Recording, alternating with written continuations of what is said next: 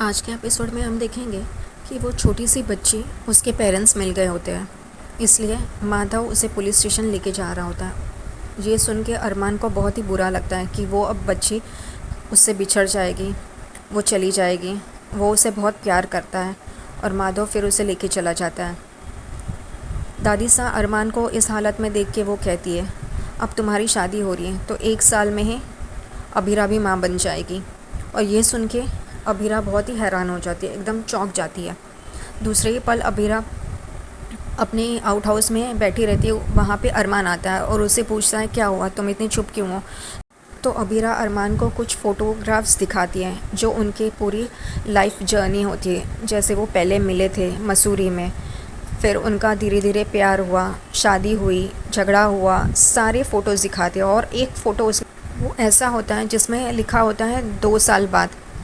अरमान ये पढ़ के चौंक जाता है। वो कहता है कि सारी फ़ोटो से समझ में आ रही है, लेकिन ये 2 साल बाद क्या है। तो अभीरा उसे कहती है कि मुझे 2 साल का वक्त चाहिए, ये हमारा फ्यूचर है। अरमान अभीरा से पूछता है किस बात के लिए। तो वो कहता है हमारी बेबी प्लान करने के लिए, क्योंकि पहले तो मैं तुम्हारी वाइफ़ बनूंगी, फिर इस घर की जिम्मेदारियाँ संभालनी है, उसके बाद ये बेबी प्लान करेंगे। तो अरमान थोड़ा सा चौंक जाता है, लेकिन वो उसे कहता है कि हमारे घर पे इतने सारे लोग हैं तो इसमें कोई परेशानी नहीं होगी उसे संभालने के लिए। तो वो कहते हैं कि पहले हम तो ड्राइव ठीक तरह से कर ले, स्मूथ कर ले, फिर अपनी बेबी को लेके आएंगे। तो वो कहते हैं परिवार जॉइंट फैमिली होती है इसलिए कि अगर मम्मी डैडी बिज़ी हो या तो बच्चे का ध्यान बाकी के फैमिली मेम्बर्स रख सकते हैं, तुम इसकी टेंशन मत लो। अभीरा उसे बहुत समझाती है और उसे रोने लगती है कि सॉरी, मुझे पता है तुम्हें बेबीज़ अच्छे लगते हैं, लेकिन मेरे पास और कोई भी नहीं है जिससे मैं बात शेयर कर सकूं, इसलिए तुम्हें बताती हूँ। तो वो उसे कंसर्न करता है। वो कहता है कि कोई बात नहीं, ठीक है करके। लेकिन वो अपने अपने इसमें सोचते हैं कि उन्हें आगे क्या करना है, टाइम मिलेगा ये बात करने के लिए। और रूही भी उतने में वहाँ पर आके चली जाती है और ये देखती है कि वो अपने बेबीज़ के बारे में बात कर रहे हैं।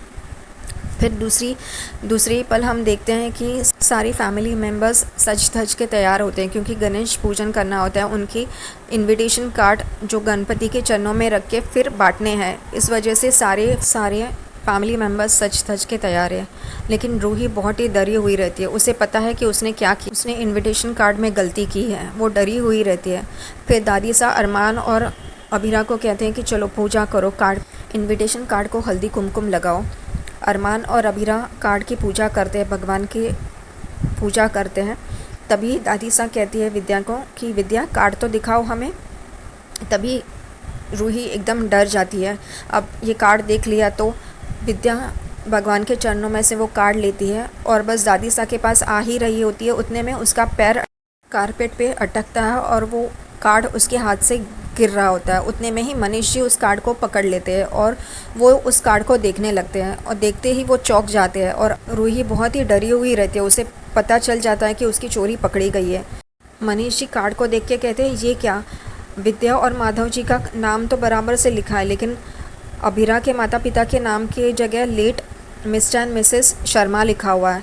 ये सुन के अभीरा बहुत ही हैरान हो जाती है। वो एकदम से चौंक जाती है, ये क्या करके। दादी सा भी देखने लगती है, विद्या भी वो कार्ड देखती है, अरमान भी वो कार्ड देखते हैं। फिर वीरा वो कार्ड अरमान के हाथ से खींचती है और देखती है तो वो यही सोचती है कि एक फंक्शन, एक कार्ड में मेरे माता पिता का नाम लिखना था, वो भी सही से नहीं किया गया है करके। दादी सा रूही को चिल्लाती है, कहती है कि तुम एक काम दिया था, तुम वो भी ठीक तरह से नहीं कर पाई हो, क्या करती हो तुम। तो रूही रोने लगती है, सॉरी सॉरी कहने लगती है। विद्या भी उसे चिल्लाती है। फिर अभीरा का पारा चढ़ जाता है। अभीरा कहती है कि तुमने ये जानबूझकर किया है करके, तुम चाहती थी कि ये ऐसा कुछ हो, हमारे फंक्शंस में प्रॉब्लम्स हो, इसलिए तुमने ऐसा किया। तो फिर अभीरा रूही को कहती है तुमने ये जानबूझकर इसलिए किया क्योंकि तुम हमारी शादी होने नहीं देना चाहती थी, तुम जानबूझकर इसलिए कोई ना कोई गड़बड़ करना चाहती थी। और उसे बुरा भला कहती रहती है। उतने में ही रोहित अभीरा से कहता है कि आप मेरी पत्नी से ऐसे बात नहीं कर सकते। और फिर अरमान भी आ जाता है और वो भी कहता है कि तुम अपनी भाभी से ऐसे बात नहीं करोगी। अभीरा रूही को थप्पड़ मारती है और फिर सारे घर वाले देखते रहते हैं और चौंक जाते हैं। रूही को बहुत ही गुस्सा आता है। वो गुस्से में अभीरा से बात करती है। उतने में अभीरा भी उसे चीख पड़ती है और फिर दादी सा उन दोनों को कहती है चुप हो जाओ करके और एक दूसरे से माफ़ी मांगो। और दोनों ही, रूही और अभीरा, एक ही टाइम पे बोलते हैं नहीं दादी सा करके। और सब लोग फैमिली मेम्बर्स हैरान होकर देखने लगते हैं। यहीं पे आज का एपिसोड ख़त्म हो जाता है।